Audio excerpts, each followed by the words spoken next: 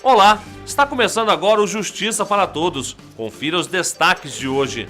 O presidente da Associação dos Juízes Federais do Brasil, Gabriel Vedi, volta a pressionar a Câmara dos Deputados para votar o projeto de lei que cria estrutura permanente para as turmas recursais dos juizados especiais federais. O Conselho Nacional de Justiça realiza simpósio internacional sobre tráfico de seres humanos. Você vai conhecer uma jovem que foi aliciada no Brasil e acabou como prisioneira de uma rede de prostituição na Espanha. Anuário lançado no Superior Tribunal de Justiça traz uma inédita e abrangente radiografia da Justiça Federal Brasileira. Caixa Econômica Federal começa a capacitar advogados e empregados da instituição para atuarem nas atividades de crédito imobiliário. Eu sou Samuel Figueiredo e o Justiça para Todos já está no ar. O tráfico de seres humanos vai ser discutido em um simpósio internacional promovido pelo Conselho Nacional de Justiça. O evento está marcado para os dias 14 e 15 de maio em Goiânia. A cidade foi escolhida para sediar o debate porque Goiás é o estado que mais tem mulheres vítimas da exploração sexual internacional. Uma pesquisa realizada pela Pontifícia Universidade Católica de Goiás, divulgada em março de 2011, revelou que nos últimos 10 anos foram protocolados na Justiça Federal do Estado 66 processos sobre tráfico de mulheres, a maioria deles relacionada à exploração sexual. Nesta reportagem de Bruno Feitosa, você vai entender o que é o tráfico internacional de pessoas, que outros crimes estão embutidos nessa prática e vai conhecer uma jovem que acabou como prisioneira de uma rede de prostituição na Espanha. Vítima de uma aliciadora aos 17 anos, num bairro pobre de Goiânia, a baiana Sheila, como vamos chamá-la para preservar sua identidade, foi convencida a ir para a Europa. A promessa enganosa de um trabalho digno levou a jovem a viver os piores momentos da vida dela. A vítima revela que a realidade ao desembarcar na Espanha foi bem diferente da prometida aqui no Brasil. Sheila, que foi para Madrid trabalhar como garçonete, acabou prisioneira de uma rede de prostituição e venda de drogas. Eu fui abordada em Goiânia, eu era vendedora de plano de saúde.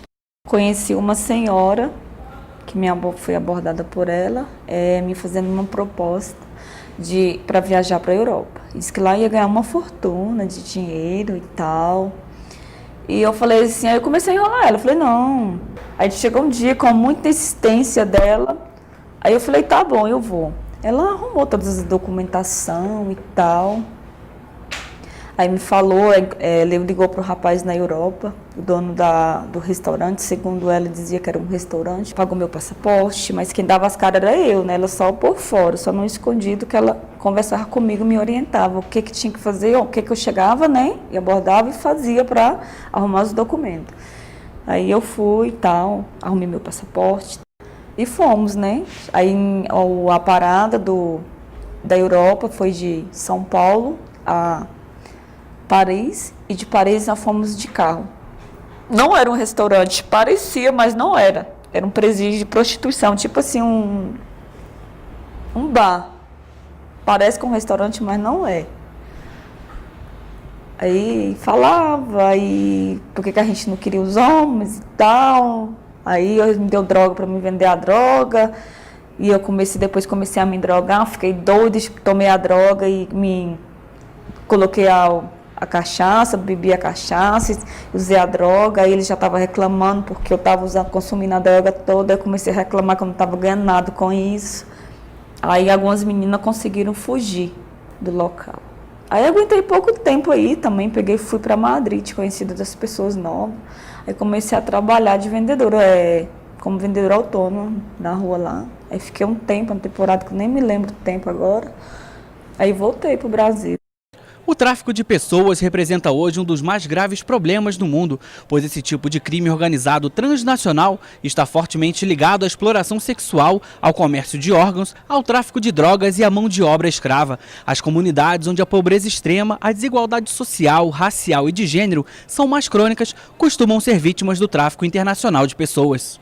Para combater a prática que alimenta as redes internacionais de tráfico de seres humanos, o Conselho Nacional de Justiça promove em maio um simpósio internacional que vai discutir o assunto e buscar soluções de prevenção e combate ao crime, de proteção da vítima e a conscientização da sociedade. Se pretende instituir um fórum permanente, né, de enfrentamento ao tráfico de pessoas. Vamos abrir esse trabalho, esse grupo de trabalho, com esse seminário internacional. Nesse seminário internacional estão envolvidas várias entidades, além do CNJ. Esse grupo ele tem 3 preocupações, 3 focos. O primeiro é a repressão, né? Uma repressão ao traficante, aos criminosos que estão envolvidos ao tráfico de pessoas, tanto para exploração sexual como para a exploração do trabalho humano. Há também um foco na prevenção para enfrentar esse crime, esse problema, e também um foco que nós pretendemos que seja, neste momento, o principal, que é o foco, vamos dizer, da proteção àquelas vítimas, ao acolhimento, à atenção àquelas vítimas, né? Que muitas vezes, na maioria das vezes, deixam de denunciar os traficantes de pessoas por receio de serem deportadas, de não terem condições nenhuma de sobrevivência. Então, essa talvez seja a principal razão desse crime se perpetuar. Como resultado do simpósio, o juiz auxiliar da presidência do CNJ, Pepe Chaves, explica que vai ser elaborado um documento que, além de conter dados sobre o crime, vai pedir modificações na lei. Foi constituído um grupo de especialistas, né, de magistrados, de Ministério Público e especialistas em direito penal, direito de processo penal, o CNJ vai elaborar uma nota técnica que vai ser encaminhada ao Congresso Nacional para aprimorar o Código de Processo Penal e o Código Penal nesse ponto da repressão ao tráfico de pessoas, tráfico de exploração, a venda de órgãos e exploração sexual. No Brasil, ainda não existem dados consolidados sobre o tráfico de seres humanos, o que aumenta o desafio para sua eliminação. Existem algumas estatísticas, mas não estão sistematizadas, e uma das preocupações do Fórum é justamente sistematizar esses estudos, esses levantamentos, de acordo com o Ministério do Trabalho, casando os dados com a Polícia Federal e com o Ministério Público Federal, e fazer esse casamento desses dados, né? E a sistematização. Em 2002, a Pesquisa Nacional sobre Tráfico de Mulheres, Crianças e Adolescentes para fins de exploração sexual, coordenada pela professora da UNB, Maria Lúcia Leal, conseguiu de forma limitada mapear cerca de 240 rotas de tráfico sexual. Um dos principais locais de origem dessas vítimas é o estado de Goiás. Naquela época, a nossa legislação ainda era muito restrita e, portanto, com esses dados e com a promulgação do Protocolo de Palermo, que amplia o conceito, né, do tráfico de pessoas para fins não só de exploração sexual, mas trabalho forçado e outras formas de exploração. Então, a gente deu esse panorama naquela época e foi muito bom porque o Brasil foi signatário do Protocolo de Palermo. Com esses dados, mesmo limitados, com os problemas metodológicos e com a legislação muito restrita, nós conseguimos avançar e para repensar a quantiqualificação dessa temática, como contar e como qualificar esse problema. Sobretudo, a quantidade e a qualidade é fundamental para entender como esse fenômeno acontece em nível transnacional, local e internacional. E, então, com isso, o governo brasileiro, mais propriamente em 2004, se estabeleceu, então, as comissões para elaborar o Plano Nacional de Enfrentamento ao Tráfico de Pessoas e a Política Nacional. Então, esses dois grandes instrumentos, aliados a uma revisão da legislação brasileira, que amplia o conceito de tráfico, que resolve fazer um diálogo mais aberto com os movimentos sociais de mulheres, trabalhadoras do sexo e outros movimentos e da criança e adolescente que se articulam há mais de 2 décadas no sentido de repensar conceitos, formas de enfrentamento, isso certamente foi um grande avanço como resposta brasileira a esse fenômeno constatado. Essa pesquisa nacional foi ponto de partida para o trabalho realizado em 2003 e 2004 pela Comissão Parlamentar Mista de Inquérito do Congresso Nacional. Os parlamentares investigaram diversas modalidades de exploração sexual, entre elas o tráfico internacional de mulheres. O grupo de trabalho, analisando, entendeu que era melhor ter uma visão mais abrangente, não só a exploração de tráfico de pessoas para para a exploração sexual, existe também o tráfico de órgãos e existe o tráfico de trabalho humano.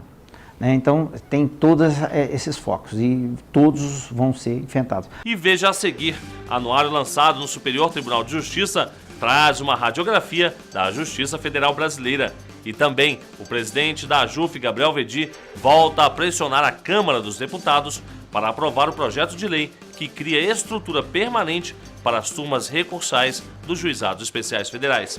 É daqui a pouco, logo depois do intervalo, no Justiça para Todos.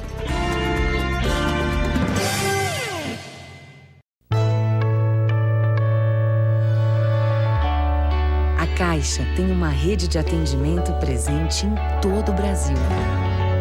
Mas a vida pede mais. A vida pede inclusão. Por isso, a Caixa tem uma agência Barco para atender as comunidades ribeirinhas do Amazonas. Caixa, a vida pede mais que um banco. O anuário da editora Conjur é a mais nova publicação jurídica do país. A obra traz o perfil de todos os desembargadores dos 5 tribunais regionais federais e vai servir de fonte de pesquisa para aqueles que trabalham com o direito. As decisões mais importantes da Justiça Federal nos últimos 12 meses estão reunidas num guia de consulta rápido e prático que foi lançado no último dia 29 de fevereiro no Superior Tribunal de Justiça. A publicação, com mais de 200 páginas, traz um retrato do judiciário brasileiro. Este anuário, na realidade, é uma janela de diálogo da Justiça Federal brasileira para com a sociedade. E o Conjur, na realidade, tem ocupado um espaço junto à comunidade jurídica muito importante, levando informações à sociedade, à comunidade jurídica, sempre com a intenção de bem informar. E é por isso que a JUF sempre defende 2 pilares básicos da democracia brasileira, que são a liberdade de imprensa e a independência do Poder Judiciário. Ele revela não só para o mundo jurídico, mas para a população em geral, esse grande desconhecido que é a Justiça Federal, que vem prestando relevantíssimos serviços à nação. O Anuário da Justiça não é um repertório da jurisprudência.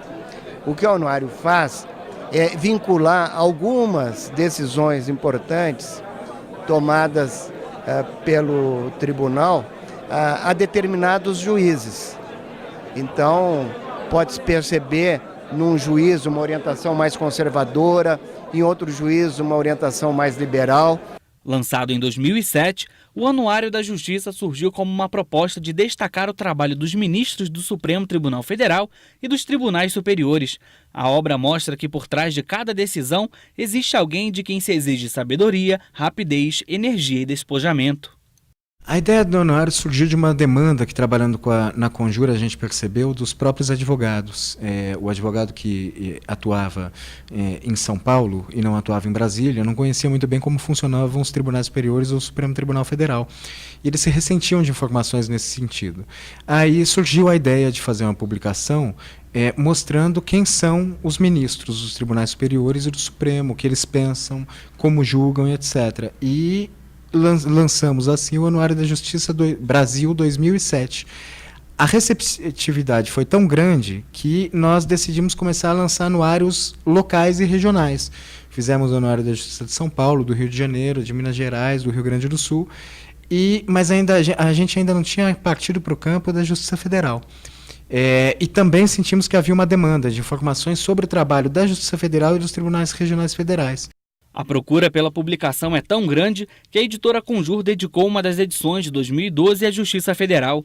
O anuário foi idealizado como fonte de referência e pesquisa diária para todos que atuam na área do direito e da justiça. Seu maior objetivo é tornar público o trabalho por trás dos mais de 1.700 magistrados e quase 40 mil servidores que são responsáveis por um estoque de mais de 6 milhões e 500 mil processos e mais de 2 milhões de sentenças a cada ano. O anuário traz o perfil de todos os desembargadores dos 5 tribunais regionais federais, né? São 120 desembargadores, mais ou menos, né? Varia de tribunal para tribunal. Ele traz o perfil de cada um desses desembargadores e as respostas sobre como pensam esses desembargadores em relação às principais questões, as questões mais relevantes hoje que estão na esfera da Justiça Federal, sendo decididas ou para serem decididas. Traz também uma radiografia da primeira instância nessas regiões e as principais decisões do ano submetidas a cada uma dessas 5 regiões. E veja a seguir, o presidente da JUF, Gabriel Veddi, vai à Câmara dos Deputados pedir apoio dos parlamentares na aprovação do projeto de lei que cria estrutura permanente para as turmas recursais dos juizados especiais federais. E a Caixa Econômica Federal começa a capacitar advogados e empregados para atuarem nas atividades de crédito imobiliário. Você confere logo depois do intervalo. Não saia daí.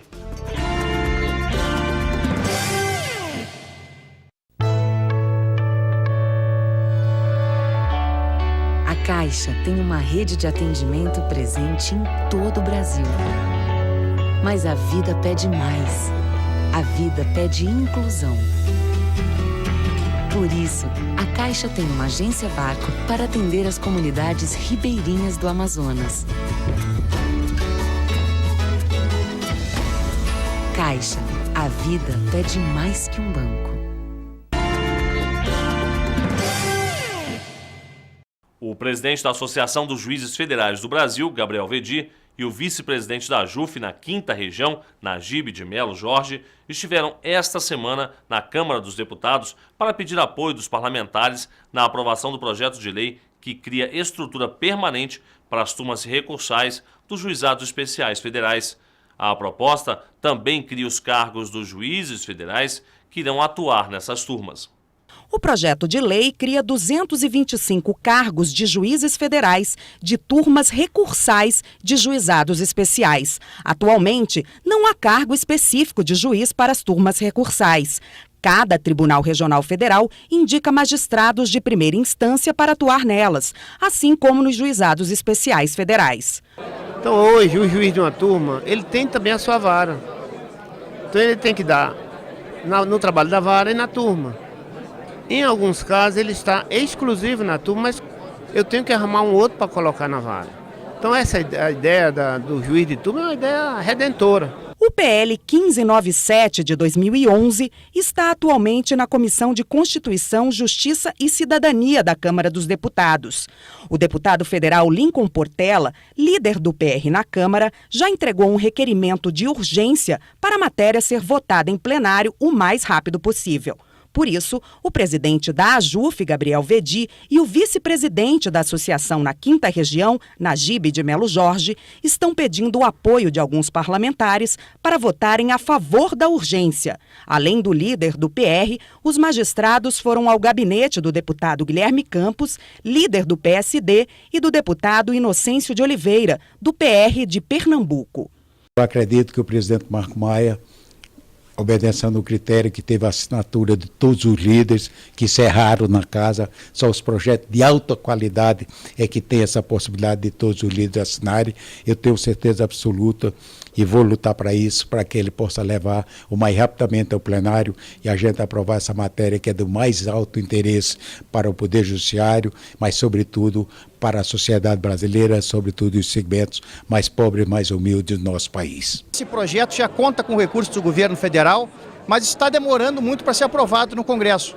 Está pronto para ser votado na Comissão de Constituição e Justiça e nós esperamos a sensibilidade do governo Dilma, a sensibilidade do Congresso Nacional para que se aprove esse projeto. Nós não podemos mais esperar nos juizados especiais federais, nas turmas recursais, que processos que deveriam demorar 3 ou 4 meses, demorem 2 anos por falta de juiz.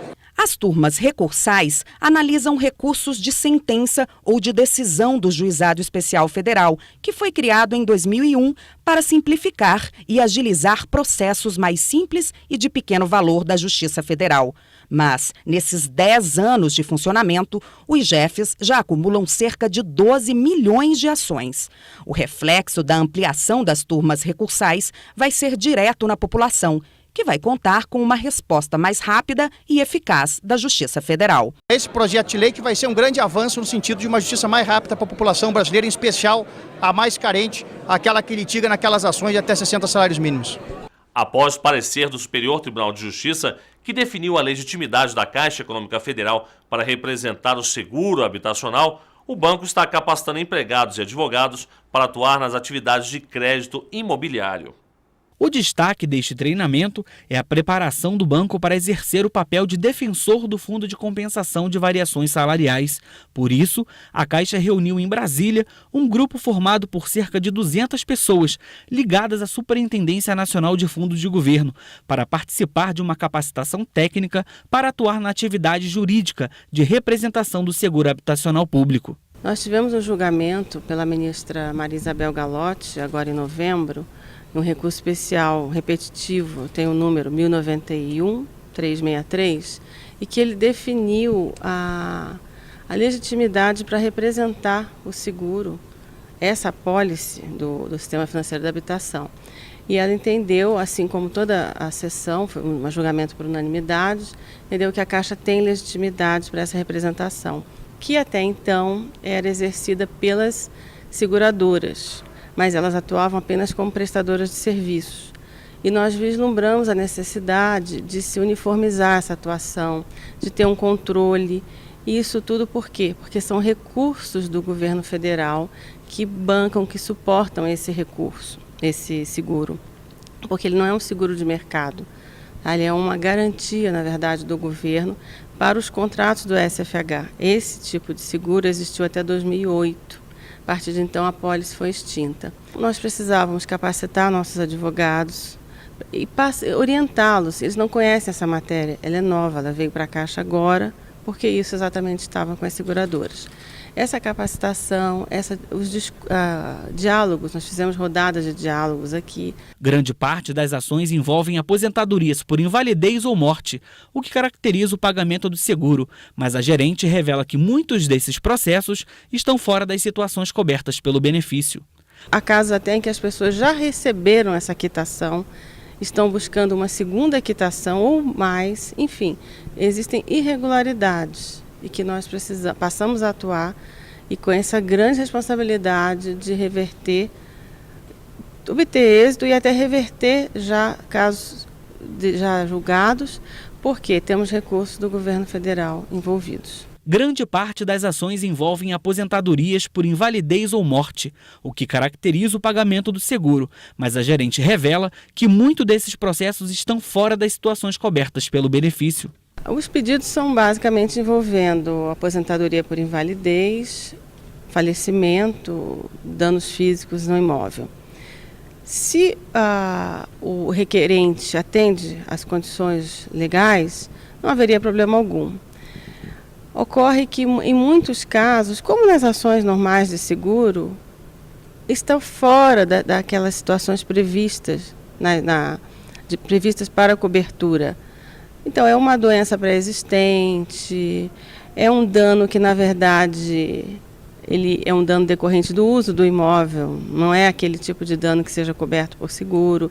Então, as ações são basicamente para que se obtenha no judiciário uma cobertura que foi negada na via administrativa.